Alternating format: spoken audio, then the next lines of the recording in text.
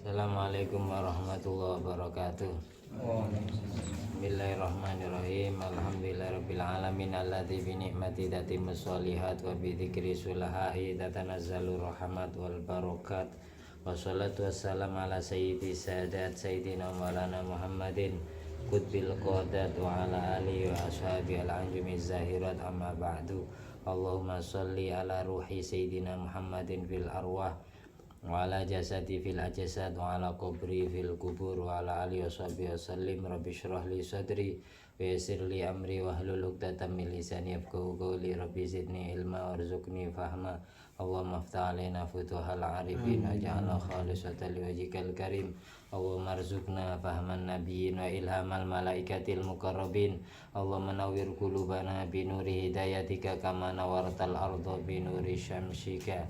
Allahumma rabbana anfa'na bima 'allamtana. Rabbi 'allimna alladzi yanfa'una. Rabbi faqihna wa faqih ahlana wa qarabati lana fi dinina. Allahumma sholli ala sayyidina Muhammadin wa ala ali sayyidina Muhammad ma'danil judi wal karama bail ilmi wal hilmi wal hikami wa barik wa salim. Sahabat-sahabatku, sebelum kita mulai baca kitab Tafsir Jalalain karya Syekh Jalaluddin Asyuti dan Al-Mahalli, sebelumnya kita baca Fatihah dulu. Biniyati liridho ilahi ta'ala wali syafaati Nabi Muhammad sallallahu alaihi wasallam jami' abai wa ikhwan minal anbiya wal mursalin jami' ali kullin wa sahaba qarabah wa tabi'in tabi tabi'in sanamidin jamil malaikatil muqarrabin jami'i immatil arbatil mujtahidin wal qurra wal hufan fasinun ulama al amilin wa syuhada wa salihin wa sadati usuf muqallidin fitin jamil fuqaha al muhaddisin jami' ulil kana jama'in jami' walidaina. Nama kedua orang tuanya disebut.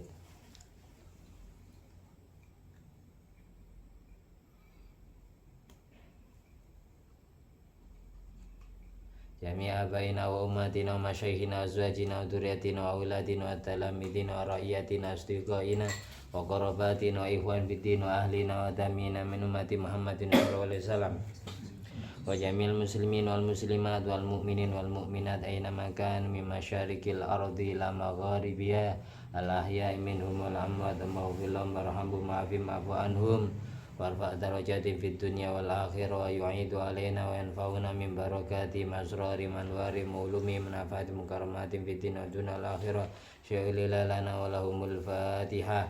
A'udzu billahi minasyaitonir rajim. Bismillahirrahmanirrahim. Alhamdulillahirabbil alamin arrahmanir rahim maliki yaumiddin iyyaka na'budu wa iyyaka nasta'in ihdinas siratal mustaqim siratal ladzina an'amta 'alaihim ghairil maghdubi 'alaihim waladdallin amin. Berhubung sekarang bulan Ramadan, Al-Fakir sengaja baca surat Al-Qadar, surat yang menerangkan tentang Lailatul Qadar. Semoga kita semua mendapatkan malam itu di setiap Ramadan kita seumur hidup kita, amin ya rabbal alamin. A'udzubillahi minasyaitonirrajim. Bismillahirrahmanirrahim. Suratul Qadar utawi surat Al-Qadar makiyatun iku bangsa Mekkah. Ada yang bilang bangsa Mekkah karena turunnya di kota Mekkah. Au madaniyatun utawi iku bangsa Madinah. Ada yang bilang surat ini turunnya di kota Madinah. Wa hiya utawi suratul Qadar khamsun iku lima ayat, iku 5 ayat au sittu ayatin utawa iku 6 pira-pira ayat. Bicara ngitungnya beda berarti. Inna anzalnahu fi lailatul qadar wa ma adraka ma lailatul qadar. Lailatul qadri khairum min alfi syahr. Tanazzalul malaikatu warruhu fiha biizni rabbihim min kulli salamun hiya hatta matla'il fajr. Inna satune ingsun Allah. Inna satune kita bahasanya kita. Anzalna iku nurunaken sapa kita. Anzalna iku nurunaken sapa kita. Ing Al-Qur'an ai tegesi Al-Qur'ana ing Al-Qur'an jumlatan kelawan gumbelengan wahidatan kang siji. Jumlatan kelawan gumbelengan wahidatan kang siji.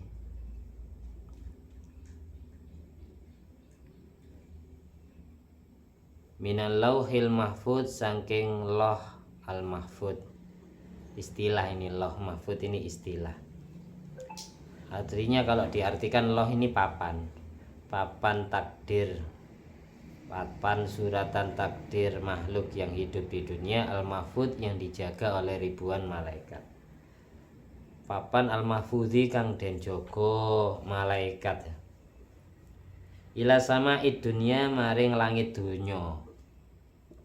Maring langit dunya fi lailatul qadri ing dalem wengi qadar. Bengi mulya. Lailatul qadar ini artinya malam mulia. Fi lailatul qadri ing dalem wengi mulya. Aisyarafi tegese kang mulya wal uzmi lan kang agung. Asyarafi kang mulya wal uzmi lan kang agung.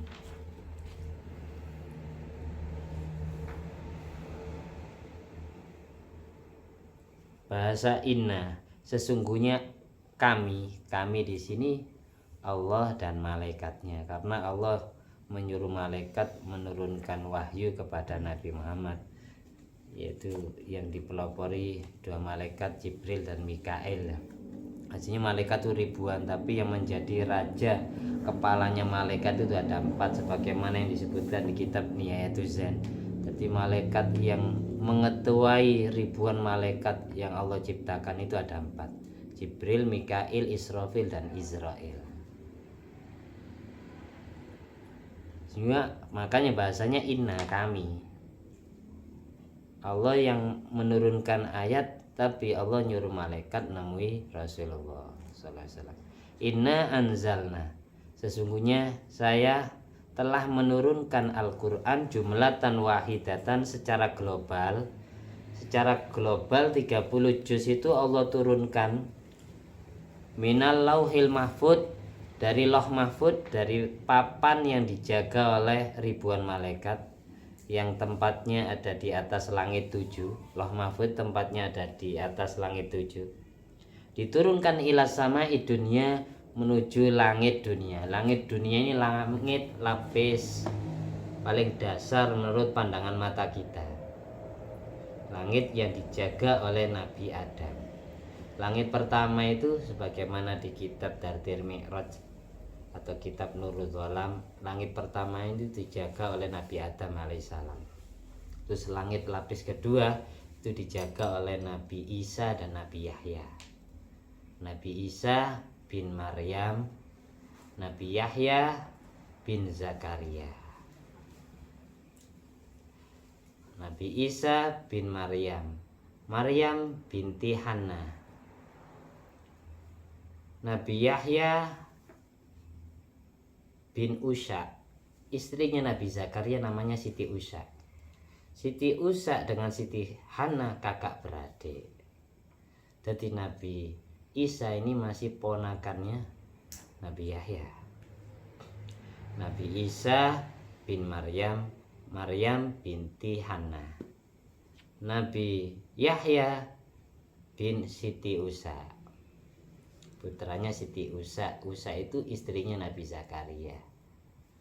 Oleh karena itu Siti Maryam ini lahir mulai bayi yang merawat Nabi Zakaria sampai besar-besarnya bisa hamil Nabi Isa tanpa bapak. Akhirnya ada fitnah besar pada waktu itu, dituduh berzina dengan pamannya sendiri, Nabi Zakaria. Nabi Zakaria dibunuh oleh orang Bani Israel, dibunuh, disembelih, dibelah jadi 2 badannya, Nabi Zakaria dan Nabi Yahya. Langit 2 ini dijaga oleh Nabi Isa dan Nabi Yahya. Langit ketiga dijaga oleh Nabi Yusuf alaihissalam. Langit keempat dijaga oleh Nabi Idris. Langit kelima dijaga oleh Nabi Musa. Dan perjalanan Isra Mi'rajnya Rasulullah SAW ketemu Nabi Musa itu di langit kelima. Langit keenam dijaga oleh Nabi Harun, adiknya Nabi Musa. Langit ketujuh dijaga oleh datuknya Nabi Muhammad SAW sendiri, yaitu yang bernama Nabi Ibrahim alaihimussalatu wassalam. Lauh Mahfuz itu tempatnya di atas langit 7. Jadi Al-Quran yang ada di Lauh Mahfuz, Kalamullah Muqaddas, itu diturunkan ke langit dunia. Langit dunia sama itunya itu langit pertama menurut pandangan mata kita, yaitu yang dijaga oleh Nabi siapa tadi? Nabi Adam. Al-Quran 30 juz diturunkan di situ. Turunnya kapan? Fi Lailatul Qadar, di malam Lailatul Qadar, malam yang mulia. Yang jelas di bulan Ramadan turunnya.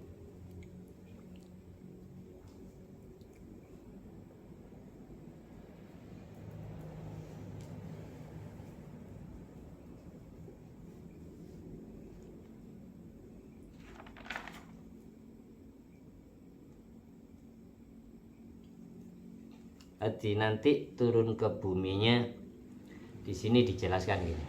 Terus turun ke buminya apakah langsung 30 juz? Apakah satu surat, apakah satu ayat? Di sini dijelaskan yang dimaksud jumlatan wahidatan. Tadi kan dijelaskan, inna anzalnahu ayil qur'ana, sesungguhnya aku telah menurunkan Al-Quran jumlatan wahidatan, secara global dari turun dari Lauh Mahfuz menuju langit dunia. Setelah itu kata-kata jumlatan wahidatan minal lauhil mahfuz maksudnya gimana? Tsumma nazala bi Jibrilu ala Nabi sallallahu alaihi wasallam nujuman mufarraqatan. Lantas malaikat Jibril dari langit dunia itu, beliau nurunkan ayat Quran kepada Nabi Muhammad sallallahu alaihi wasallam secara cicilan, sedikit demi sedikit, terpisah-pisah dalam kasus-kasus yang berbeda-beda. Fi muddati ishrina sanatan, selama kurun waktu 20 tahun. Au salasin wa isrina sanatan, atau genapnya 23 tahun. Jadi Al-Quran dari langit dunia diturunkan ke bumi itu tidak langsung 30 juz. Turun 5 ayat, turun 3 ayat, turun 7 ayat, turun 2 ayat, turun 1 ayat, selama 20 tahun. Ada yang berpendapat 23 tahun baru tuntas khatam 30 juz itu. Jadi tidak langsung. Turun pertama aja 5 ayat kan, surat Iqra itu, sampai alam ya'lam itu. Iqra bismi rabbikal ladzi khalaq, khalaqal insana min 'alaq, Iqra rabbukal akram, alladzi 'allama bil qalam, 'allamal insana ma lam ya'lam. Tidak langsung. Kenapa kok di sini ulama berpendapat 20 tahun atau 30 tahun? Karena Nabi kita Muhammad SAW dilantik menjadi Nabi, dilantik menjadi Rasul di usia berapa? Di usia kullu nabiyyin yub'atsu fi ra'sil arba'in. Semua nabinya Allah rata-rata dilantik di usia 40 tahun. 40 ditambah 20 berapa? 60. 40 ditambah 23 tahun berapa? 63, karena usianya Nabi Muhammad 63. Paham ya? Jadi Al-Quran itu secara global turun mulai Kanjeng Nabi usianya 40. Mulai dilantik menjadi Rasul baru dapat wahyu pertama kali. Itu sampai usianya Nabi 60-an. Jadi secara global 20 tahun turunnya Al-Quran ini ke bumi, dari langit dunia ke bumi. Secara perinci 23 tahun sesuai umurnya Kanjeng Nabi. Paham ya? Itu biar ngerti kita sejarah turunnya Al-Quran ini tidak langsung, pelan-pelan. Bagaimana inzali jumlatan minal lauhil mahfud ila sama'id dunya. Pengertian dari turunnya Al-Quran secara global dari Lauh Mahfud ke langit dunia, anna Jibril amlahu ala malaikati sama'id dunya. malaikat Jibril mengimlakkan Al-Quran 30 juz, mendikte, kalau nggak ngerti imlak mendikte. Malaikat Jibril mendikte kepada, membacakan Al-Quran 30 juz itu kepada malaikat langit dunia. Fakatabuhu fi suhufin. Setelah didikte oleh malaikat Jibril, malaikat langit dunia itu mencatat Al-Quran 30 juz itu dicatat di dalam beberapa lembar di langit dunia, di langit pertama. Fakatabuhu fi suhufin, lantas dicatat, ditulis dalam beberapa lembar. Wa kana tilka suhuf fi mahallin fi tilka sama, dan lembaran yang dipakai oleh malaikat langit dunia untuk mencatat Al-Quran 30 juz itu tempatnya ada di langit dunia. Yuqalu lahu Baitul Izzah, yang nama tempat itu disebut Baitul Izzah. Nama tempat ketika malaikat Jibril mendiktekan atau mengimlakkan Al-Quran 30 juz kepada malaikat penjaga langit dunia itu disebut Baitul Izzah namanya. Jadi sebelum turun ke bumi itu ada prosesnya. Jelas ya? Jadi pengertiannya, inna anzalnahu jumlatan wahidatan min lauhil mahfud ila sama'id dunya.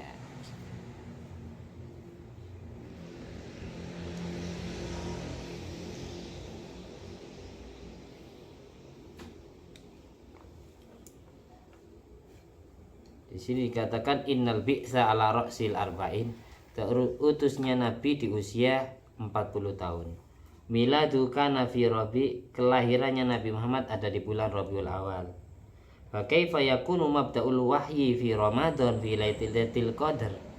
Ada ulama yang mengomentari, katanya Nabi itu terutus di usia 40 tahun. Terus Nabi Muhammad SAW dilahirkan di bulan Rabiul Awal. Tapi kenapa permulaan turun wahyu kok malah di bulan Ramadan, di Lailatul Qadar? Ujibah, lalu dijawab di sini, bi annahu ulghiyal kasru au jubira au dzalika. Hal itu adalah dengan cara menggenapkan, menggenapkan. Makanya tadi kalau secara global itu 20 tahun, tapi kalau diperinci ya 23 tahun sesuai hitungan umur. Itu jawabannya. Binaan ala anna miladahu fi Ramadan, itu kalau menurut pendapat Nabi dilahirkan di bulan Ramadan. Wa qad qila bihi, atau dijawab gini, mabda'ul wahyu al-manam fi Rabi, permulaan wahyu turun pada saat Nabi tidur, turunnya di bulan Rabiul Awal. Wa mabda'u inzalil Quran fi Ramadan, ini jawaban yang kedua. Permulaan turun wahyu pada saat Nabi tidur, karena tidurnya Nabi itu meskipun mimpi dianggap wahyu. In huwa illa wahyu yuha, meskipun tidur tetap dari wahyu. Jawaban yang kedua ini yang banyak dipakai oleh ulama secara mayoritas. Mabda'ul wahyu al-manama fi Rabi, permulaan wahyu turun kepada Nabi Muhammad SAW itu turun secara mimpi. Turunnya pada saat bulan Rabiul Awal. Tapi wa mabda'u inzalil Quran fi Ramadan, awal mula Al-Quran diturunkan yaitu di bulan Ramadan. Makanya ada ayat syahrul Ramadan alladzi unzila fihil Quran, ayat di surat Baqarah. Wa hikmatu inzali minal lauhil mahfud ila sama'id dunya tsumma inzalu minha mufarraqan wa lam yunazzilhu mufarraqan minal lauh. Apa hikmah, filosofi, kandungan makna yang dikandung Al-Quran itu kok diturunkan dari Allah Mahfud dulu menuju langit dunia, lantas diturunkan ke bumi secara terpisah-pisah dalam kasus yang berbeda-beda yang dihadapi Nabi Muhammad SAW bersama para sahabatnya, dan tidak diturunkan secara terpisah-pisah dari Lauh Mahfudnya. Dari Lauh Mahfud diturunkan secara global langsung 30 juz ke langit dunia. dari langit dunia baru diturunkan ke bumi secara terpisah-pisah. Kenapa kok bukan dari Lauh Mahfudnya diturunkan ke langit dunia secara terpisah-pisah? Kok dari langit dunia ke buminya yang diturunkan secara terpisah-pisah? Apa maksudnya? Sini. Anna sama ad-dunya mustarokatun bainal alamil ulwa wassufla. Ketahuilah bahwa langit dunia adalah alam pemersatu antara alam kelas tinggi dengan alam kelas bawah. Jadi alam yang mustarok, yang mempersatukan dua alam langit dengan alam bumi, itu pembatasnya ada di langit dunia. Di situ rahasianya. Kenapa kok yang dipilih langit dunia, kok enggak langsung saja ke bumi gitu loh Mas? Karena langit dunia mustarokatun baina alamil ulwa dan alamis sufla. Karena langit dunia adalah alam pemisah dan alam pemersatu antara alam atas dengan alam bawah, antara alam langit dengan alam bumi, antara alam mulki dan alam malakut, antara alam musyahadah dan alam guyub, istilahnya gitu, istilah alam. Antara alam yang sifatnya konkret kelihatan mata dengan alam yang sifatnya abstrak tidak kelihatan mata. Wa inzaluhu ilayya jumlatan fihi ta'jilun lima sarrati. Kenapa Al-Quran diturunkan ke langit dunia secara global? Ini adalah ta'jilun lima sarrati binuzuli jami'ihi alaih. Ini memberikan kabar bahagia, mempercepat kabar bahagia kepada hatinya Nabi, bahwasanya Al-Quran secara global 30 juz sudah turun semua ke langit dunia. Tinggal menunggu waktu perlahan-lahan turun 1 ayat, 5 ayat, 2 ayat dan seterusnya. Langsung sampai 30 juz.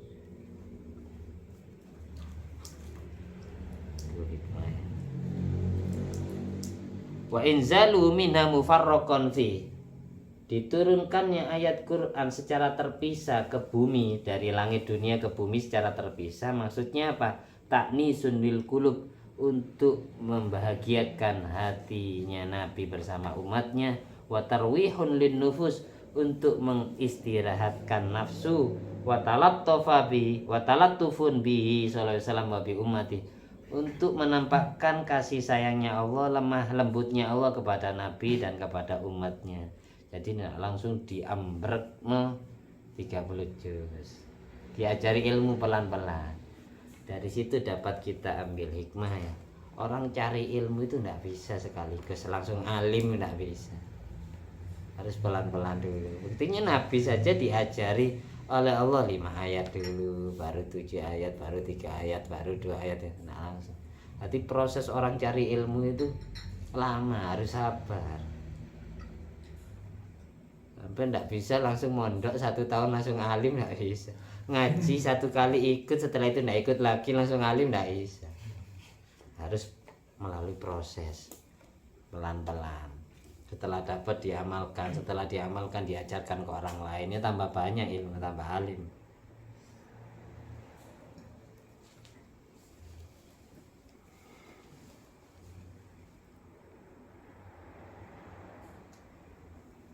Terus sekarang kita bahas kata-kata Lailatul Qadar. Tadi pembahasan tentang Al-Quran sudah selesai, tapi perlu saya jelaskan dulu sebelum saya lanjut ya, terlalu jauh.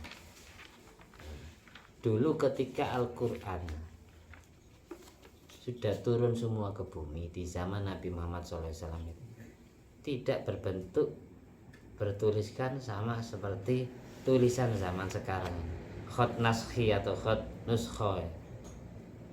Tulisannya masih berbentuk khot kufi, tidak ada titik dan tidak ada harokatnya. Tapi semua sahabat ngerti dan tahu cara bacanya. Jadi tidak, kalau kok seandainya Al-Qur'annya tetap ya sampai sekarang tidak ada titik, tidak ada harokatnya, kita tidak akan bisa membedakan antara hak dan jim, kho, Sod dengan tot, to dengan to, sin dengan shin, ba, ta, ta, nah bisa dibedakan. Itu dulu di zaman Nabi Muhammad SAW sampai Nabi Muhammad wafat itu bentuknya masih polos, tulisan biasa. Itu pun terpisah-pisah, ditulis di tulang, ditulis di kulit unta, ditulis di pelapa kurma, terpisah-pisah di tangannya sahabat-sahabat. Tidak dikumpulkan jadi satu, masih sesuai kasus-kasus permasalahan yang dihadapi Nabi dengan para sahabatnya. Misal yang punya kasus si A ini, sahabat A ini, ayat setelah turun ayat Quran itu, setiap ayat Quran turun pasti Nabi menyuruh sekretaris pribadinya Nabi Muhammad SAW yang bernama sahabat Zaid bin Sabit. Ini sekretarisnya Kanjeng Nabi. Setiap ada ayat Quran turun pasti Zaid bin Sabit disuruh mencatatnya. Nabi mendapatkan dari malaikat Jibril, lalu disampaikan ke Zaid bin Sabit, didikte, ditulis sampai hatam 30 juz selama 23 tahun, atau globalnya 20 tahun. Sekretaris pribadi ini Kanjeng Nabi itu sahabat Zaid bin Sabit, sahabat yang disuruh mempelajari bahasa Persia, bahasa-bahasa apa saja, dan bahasa Latin apa saja, suruh pelajari. Cara nulisnya khot-khot dulu yang nulis sahabat Zaid bin Sabit semua. Baru Nabi Muhammad SAW wafat ya, Al-Quran terpencar-pencar di tangannya sahabat. Akhirnya Sayyidina Umar bin Khattab setelah Abu Bakar As-Siddiq menggantikan khalifah Nabi ya, Bakar dikasih usulan saranan oleh Sayyidina Umar, wahai Abu Bakar ya Amirul Mukminin, gimana kalau Al-Quran itu dikumpulkan dalam satu mushaf saja, dikumpulkan dalam satu buku. Ibaratkan sekarang zaman itu masih belum ada kertas, maksudnya jangan dipencar-pencar gitu, takut diantara mereka ada yang menghilangkan, atau diantara mereka ada yang meninggal dunia. Yang hafal-hafal banyak yang wafat di medan pertempuran ini, wahai Abu Bakar. Kalau Al-Quran tidak kita bukukan, tidak kita dokumentasikan dalam satu mushaf, satu buku, satu dokumen, khawatirnya nanti suatu saat akan hilang salah satu dari ayat-ayat itu. Akhirnya Abu Bakar Siddiq tidak langsung menerima, masih istikharah dulu, minta petunjuk dulu kepada Allah, masih ziarah ke makamnya Kanjeng Nabi. Akhirnya usulan Sayyidina Umar bin Khattab diterima oleh Abu Bakar Siddiq. Ya sudah, tulis lagi ayat-ayat yang ada di tangannya sahabat-sahabat. Masih belum berbentuk 30 juz, dipisah juz-juzan masih belum. Akhirnya dikumpulkan jadi satu. Tetap yang nulis Zaid bin Sabit, karena dia yang lebih tahu mulai dari awal ayat Iqra sampai tulis akhirnya sampai hatam. Akhirnya jadilah istilah mushaf, satu mushaf ya.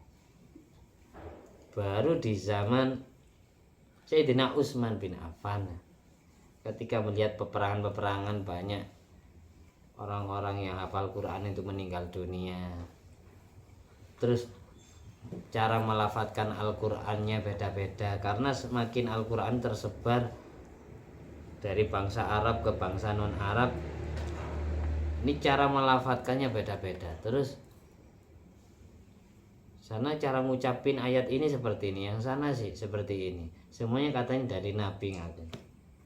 Terus penulisan khotnya juga beda-beda, penulisan cara nulisnya, cara ngasih kode kayak syai'un, ada yang nulisnya shin, iya, hamzah, ada yang syai'un nulisnya shin lalu dikasih alif, lalu dikasih iya, lalu dikasih hamzah.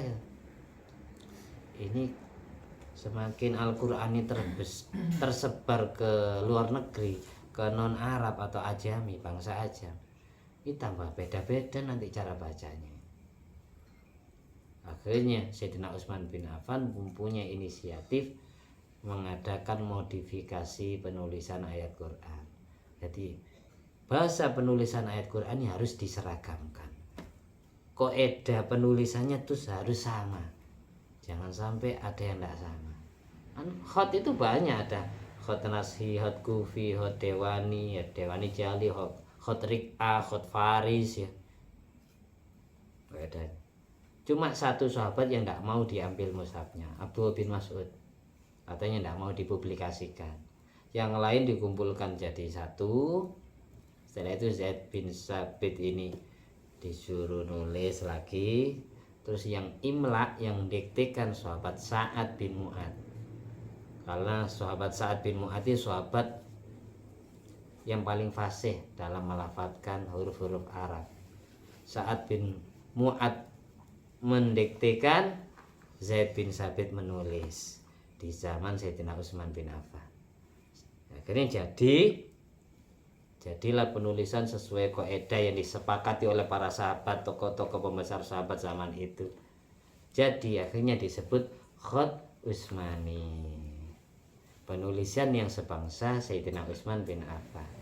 Yang lain dibakar semua oleh Sayyidina Utsman bin Affan. Al-Qur'annya harus seragam, seluruh dunia penulisannya harus sama. Baca Al-Qur'annya harus seperti ini semua. Yang lain dibakar. Kecuali mushafnya Abdullah bin Mas'ud, sahabat Ibnu Mas'ud tidak mau. Katanya, terus gimana nanti ada khot versi kamu juga ini? Enggak, Sayyidina Umar enggak saya publikasikan, cuma saya jadikan dokumen saya pribadi. Itu aja yang antum publikasikan, yang antum viralkan, antum sebarkan di umat Islam. Hanya sampai sekarang itu khot Utsmani. Di zaman Sayyidina Utsman bin Affan, perlu saya ulangi lagi ya, masih Al-Quran itu masih belum dikasih titik, masih belum dikasih harokat. Tapi semua sahabat yang masuk Islam itu, semua orang yang masuk Islam maksud saya, ada yang tabiin, itu tahu cara bacanya. Anehnya gitu, dibaca tiap hari. Kita sudah tulisannya lengkap ya, jarang dibaca. Perjuangan. Jadi agama Islam butuh perjuangan lama, Mas. Baru zaman Khalifah Abdul Malik bin Marwan, pada waktu itu ada sahabat yang perang terakhir, hampir habis sudah sahabat, banyak yang meninggal dunia. Pada zaman Khalifah Bani Umayyah ke-1 yang bernama Khalifah Abdul Malik bin Marwan, beliau memperkasai pemberian harokat Al-Quran dengan menyuruh sahabat Abu Aswad Ad-Du'ali dipanggil di hadapan Raja Khalifah Bani Umayyah 1. Jenengan ini orang yang sahabat yang paling terakhir, yang jelas yang paling tahu bahasa Al-Quran. Ini saya lihat Al-Quran ini semakin tersebar ke luar Arab. Nanti kalau seterusnya tidak dikasih harokat, tidak dikasih tanda pengenal, mereka yang masuk Islam tidak mungkin tahu cara baca Al-Quran. Akhirnya Abu Aswad Ad-Du'ali menyusun sebuah harokat yang pada waktu itu harokatnya masih berbentuk titik semua. Jadi untuk harokat yang disusun oleh Abu Aswad Ad-Du'ali ini, untuk harokat fathah itu dikasih tanda titik yang ditaruh di atas huruf. Untuk harokat kasroh dikasih titik yang ditaruh di bawah huruf. Untuk harokat dhammah dikasih titik yang ditaruh di depan hurufnya. Untuk harokat sukun tidak dikasih titik sama sekali. Perlu saya ingatkan lagi ya, masih belum ada titiknya, masih harokat, tapi harokatnya modelnya berbentuk titik semua. Itu di zaman Khalifah Abdul Malik bin Marwan dengan menyuruh sahabat Abu Aswad Ad-Du'ali yang masih hidup pada waktu itu. Baru regenerasi berikutnya Khalifah Umar bin Abdul Aziz. Ini masih dari darah ibunya, masih keturunan Sayyidina Umar bin Khattab. Kalau dari garis ayahnya masih keturunan Khalifah Abdul Malik bin Marwan. Nah, gitu. Khalifah Umar bin Abdul Aziz ya, ini kemudian punya ide lagi, punya inisiatif, menjumpai masalah yang berbeda dan tidak sama dengan masalah-masalah yang dulu. Ya hampir sama hasilnya. Sudah dikasih harokat sama sahabat Abu Aswad Ad-Du'ali. Orang cara baca Al-Qur'annya beda-beda. Karena masalahnya apa? Tidak bisa membedakan mana yang ha, jim, kho, mana yang sod dan dot, mana yang to dan dho, mana yang sin dan shin, mana yang ba, ta, tha. Akhirnya beliau Khalifah Umar bin Abdul Aziz mengadakan modifikasi Al-Quran terbaru, direvisi lagi penyusunan harokat yang disusun oleh sahabat Abu Aswad Ad-Du'ali. Yang pertama, memanggil Imam Wasil bin Muqlah. Imam Wasil bin Muqlah ini orang pertama yang merubah khat penulisan Al-Quran yang asalnya kufi menjadi sulus, yang asalnya sulus menjadi naskhi, sama kayak khat yang kita jumpai sekarang, khat naskhi namanya. Itu yang menyusun khatnya, yang merubah khatnya namanya Imam Wasil bin Muqlah. Terus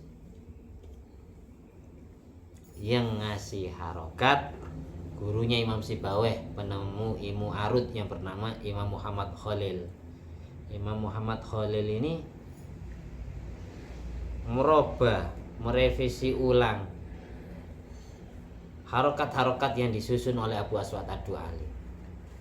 Jadi untuk huruf dikasih titik, harokat tetap dikasih harokat, tapi tanda harokatnya bukan titik. Paham maksud saya?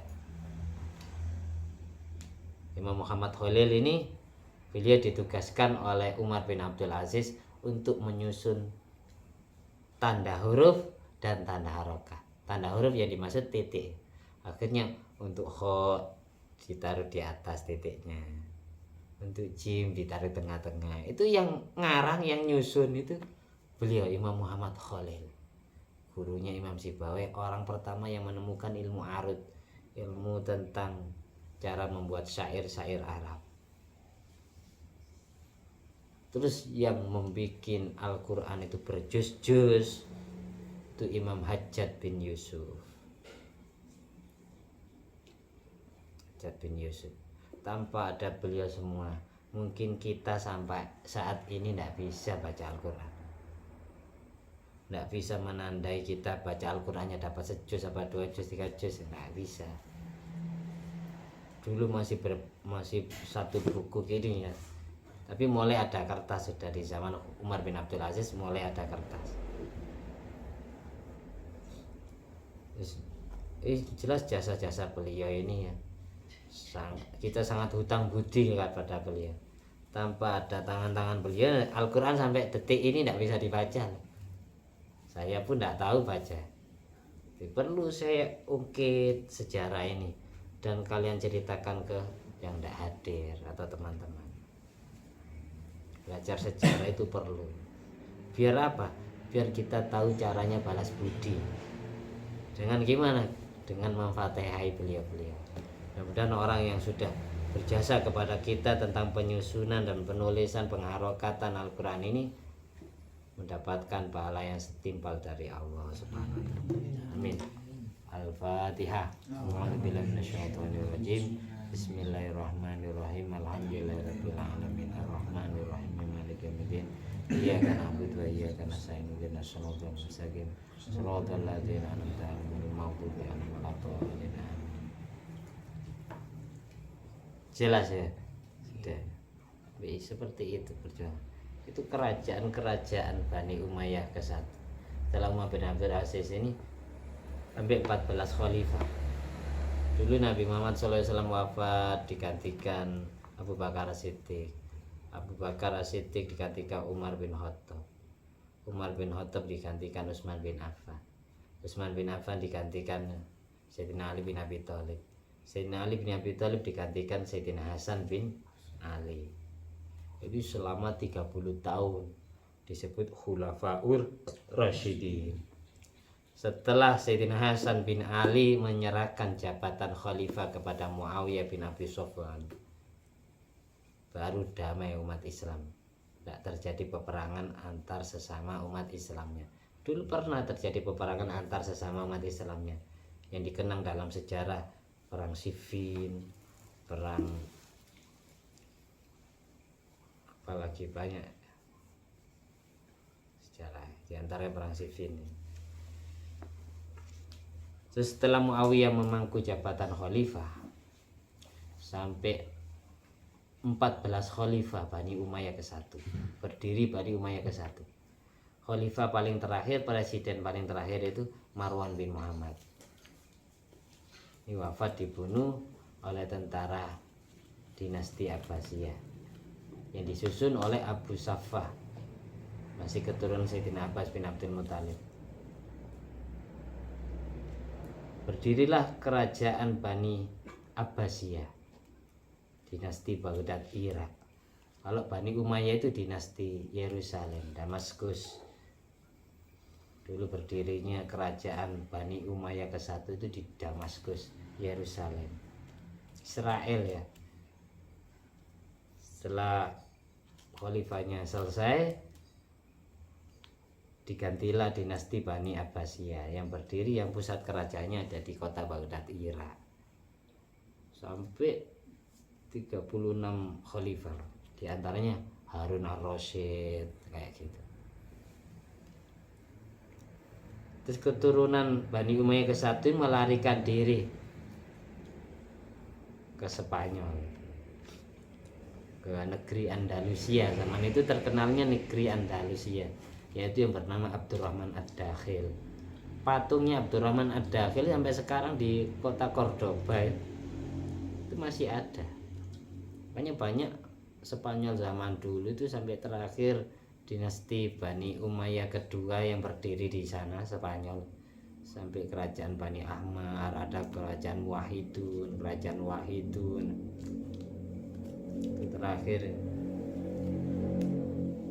Setelah itu baru Spanyol dijajah oleh kerajaan Majusi dan Nasrani dari Ratu Elizabeth dan Ratu Isabella. Sampai sekarang agama Islam tinggal namanya saja di sana. Masjid-masjid banyak yang nganggur, tidak fungsi. Makanya ulama-ulama zaman dahulu banyak kelahiran Spanyol banget. Kayak yang punya madhab Hambali, Imam Ahmad bin Muhammad bin Hambal, itu kelahiran Spanyol. Kayak pengarang Fathul Mu'in, Syekh Zainuddin Al-Malik bin Abdul Aziz Al-Maribari. Kayak pengarang Alfiyah, Syekh Muhammad bin Abdullah bin Malik. Itu banyak ulama-ulama besar kelahiran sana banyak. Jadi karena pernah ada kerajaan Islam di sana, yaitu dinasti Umayyah kedua. Dengan pelajari sendiri, penting saya terangkan secara global. Itu urutannya kerajaan, belum kerajaan Indonesia. Kerajaan yang luar negeri kayak gitu banyaknya. Yang nyuruh Wali Songo datang ke Indonesia kan kerajaan Turki Utsmani. Turki Utsmani ini cabangnya kerajaan Bani Abbasiyah. Kerajaannya Bani Abbasiyah. Turki Utsmani kayak kerajaan Taj Mahal India itu. Udah Akbar yang film. Itu ya cabangnya dinasti Abbasiyah. Ada kerajaan Bani Fatimiyah Mesir. Mesir itu dulu ya Syiah, sekarang Sunni. Sunninya kapan Mesir? Setelah kerajaan Bani Fatimiyah Syiah yang ada di negara Mesir dijajah oleh kerajaan Ayyubiyah yang dipimpin oleh Salahuddin Al-Ayyubi, cabang dari kerajaan dinasti Bani Abbasiyah. Sampai sekarang Sunni, banyakan Sunni Ahlussunnah wal Jamaahnya Mesir, tapi madhabnya beda dengan kita. Di Mesir banyakan Syafi'i karena Imam Syafi'i wafat di sana. Madinah Maliki, Mekah Hambali, Yaman itu Syafi'i sama kayak Indonesia. Madhabnya. Ini sejarah perjuangan Islam. Ini tidak usah banyak-banyak pertemuan ini. Saya berangkat Lailatul Qadar sebentar. Besok saya lanjut ya. Pertemuan yang akan datang bab Lailatul Qadar. Sekarang bahas tentang sejarah Quran dah.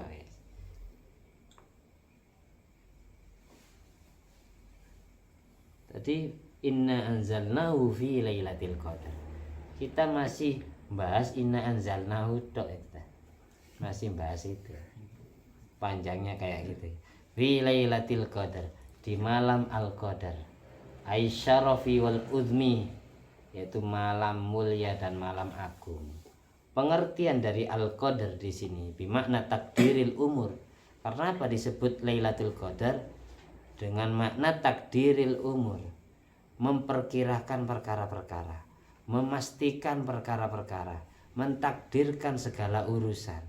Ai idhariha fi dawawinil mala al-a'la. Yani menjelaskannya malam itu di dalam pembukuan catatan-catatan yang dikumpulkan oleh malaikat. Karena catatan takdir itu dicatat di Lailatul Qadar, urusan-urusan manusia. Makanya disebut Lailatul Qadar. Sumiyat bidzalika, Lailatul Qadar disebut Lailatul Qadar, alasannya apa? Li anna Allah Ta'ala yuqaddiru fiha ma yasha'u min amri. Karena sesungguhnya Allah Ta'ala mentakdirkan segala sesuatu yang Allah kehendaki di malam itu. Makanya disebut Lailatul Qadar, malam takdir. Malam di mana Allah mentakdirkan segala urusan yang Allah kehendaki. Ila mithliha minas sanatil qabilah, hingga datang malam Lailatul Qadar berikutnya di tahun depan. Jadi Lailatul Qadar malam di mana Allah mentakdirkan segala urusan yang Allah kehendaki selama 1 tahun sampai menjumpai Lailatul Qadar di tahun berikutnya. Apa yang Allah takdirkan, apa yang Allah pastikan di malam Lailatul Qadar? Min amril maut, dari urusan kematian, wal ajal, dan urusan ajal kematian. Orang ini matinya kapan, matinya di mana, umurnya berapa tahun, terus kontraknya habis kapan, itu sudah diperkirakan di Lailatul Qadar. Wa rizki wa ghairi dzalik, dan urusan rizkinya, rizki zahir dan rizki batin, rizki yang masuk ke hati atau rizki yang kelihatan mata, rizki ilmu ya rizki uang, rizki makanan, sandang papan pangan. Setelah Allah takdirkan semua, Allah pastikan semua di Lailatul Qadar, lalu wa yusallimu ila mudabbiratil umur, lantas Allah pasrahkan semua takdir yang Allah tentukan itu kepada para malaikat yang pengatur urusan manusia, kepada malaikat-malaikat yang mengatur urusan makhluknya Allah, urusannya manusia maupun urusannya jin. Wahum, siapa? Mudabbiratil umur, siapa malaikat-malaikat pengatur urusan manusia, urusan makhluk yang hidup. Wahum al-arba'atur ru'asa, mereka adalah 4 malaikat yang menjadi kepalanya beberapa malaikat, yaitu Jibril, Mikail, Israfil, Israel.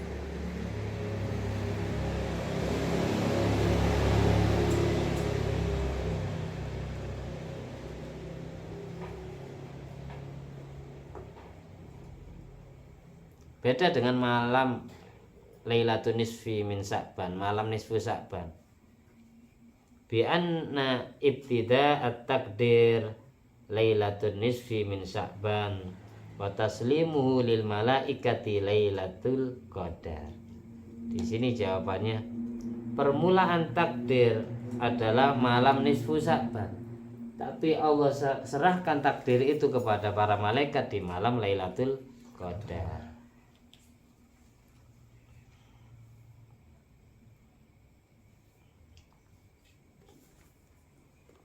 Untuk selanjutnya pertemuan besok aja kita membahas tentang Lailatul Qadar dan tanda-tandanya seperti apa. Dan apa yang sudah saya sampaikan ini meskipun sedikit jadi ilmu yang bermanfaat dan barokah, dan kita di Ramadan ini dan Ramadan selanjutnya seumur hidup kita ditakdir selalu mendapatkan Lailatul Qadar.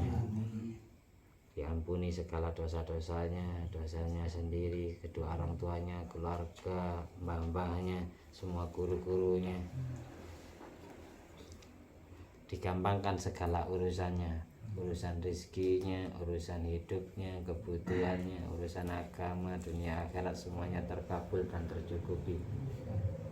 Segala kesusahannya, permasalahan hidupnya segera dirampungkan oleh Allah, diselesaikan dengan gampang, dengan nikmat, dengan barokah, dan hidupnya selalu diatur oleh Allah yang terbaik menurut Allah, dan langkahnya, hatinya selalu dituntun ke jalan yang benar.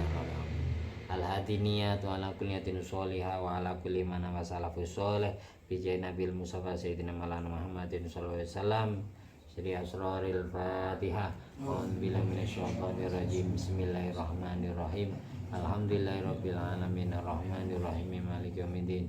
Iyyaka na'budu wa iyyaka nasta'in ihdinas siratal mustaqim siratal ladzina an'amta 'alaihim ghairil maghdubi 'alaihim waladdallin. Amin. Sekian dari kami. Wassalamualaikum warahmatullahi wabarakatuh.